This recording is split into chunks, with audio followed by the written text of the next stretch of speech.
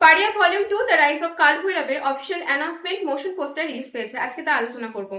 এই পোস্টারটি আসলে একটি ক্যারেক্টার বেসড পোস্টার হয়েছে, যেখানে dark moody red colour vibrant effect সহ একটা শার্প লুক ক্রিয়েট করেছে, যার মধ্যে ছবির জনরা অর্থাৎ অ্যাকশন থ্রিলার ধর্মী ছবির ইঙ্গিত পাওয়া যাচ্ছে। পারিয়া ভলিউম 1 এর মতো ভলিউম 2 তেও মুখ্য চরিত্রে দেখা যাবে বিক্রম চ্যাটার্জিকে, যার এক হাতে বন্দুক দেখা গিয়েছে এবং তাকে কাল ভৈরবের উত্থানের সাথে তুলনা করা হচ্ছে।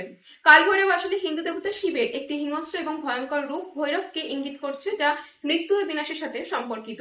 এ থেকে বোঝা যায় যে ছবিতে পার্ট 1 এর থেকেও পার্ট 2 তে অ্যাকশনের পরিমাণ বেশি থাকবে। এবং পিঠে রয়েছে কালো কুকুরের ছানা, যাকে আমরা আগের পার্টেও দেখেছি, এবং এই পার্টের মধ্যে কাল ভৈরবের বাহন অর্থাৎ কালো কুকুর হিসেবে উপস্থাপনা করা হবে।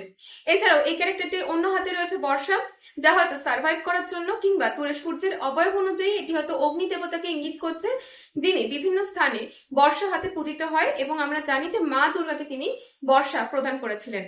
অর্থাৎ মাইথোলজি কিংবা দেব দেবতার বিভিন্ন অবতার এই ক্যারেক্টারটির মধ্যে আমরা সম্পূর্ণ ছবি জুড়ে দেখতে পাবো। হাতির দাঁতের নকশা এবং দূরে পাহাড়, গাছ এবং হাতির ছবি অনুযায়ী আন্দাজ করা যায় এটি কোনো বনাঞ্চল ভিত্তিক গল্প হতে চলেছে, যেখানে পার্ট 1 এর একদম শেষ পর্যায়ে বিক্রম চ্যাটার্জি ক্যারেক্টারটিকে আমরা দেখতে পেয়েছিলাম ওয়েস্ট বেঙ্গল ছেড়ে বাইক নিয়ে রওনা দিতে। অর্থাৎ নর্থ ইস্টের জঙ্গল এবং সমগ্র প্রাণী জগতের অস্তিত্ব রক্ষার লড়াই এখানে দেখা যাবে। এই মোশন পোস্টারের মধ্যে আমরা হেলিকপ্টারও দেখতে পেয়েছি, যেটি হয়তো বিক্রম চ্যাটার্জির পূর্ব পরিচয় কেন্দ্র করে হতে পারে, কিংবা এই দুর্নীতির বিরুদ্ধে কোনো পদক্ষেপ হতে পারে।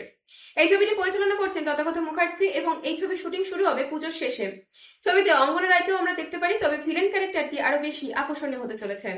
ছবিটি মুক্তি পাবে 2025-এ। সর্বোপরি পোস্টারটি একটি হাইপ সৃষ্টি করার জন্য যথেষ্ট উচ্চমানের পোস্টার হয়েছে, এবং এর পার্ট 1 যদি ওটিটি প্ল্যাটফর্মে মুক্তি পায়, তাহলে এই পার্ট 2 এর অডিয়েন্স আরো বৃদ্ধি পাবে। আজকের ভিডিওটি এই পর্যন্ত। ভিডিওটি ভালো লাগলে অবশ্যই লাইক, শেয়ার এবং কমেন্ট করতে ভুলবেন না, এবং চ্যানেলে নতুন হলে সাবস্ক্রাইব করে রাখবেন। দেখা হচ্ছে পরবর্তী ভিডিওতে। ভালো থাকুন, অসংখ্য ধন্যবাদ।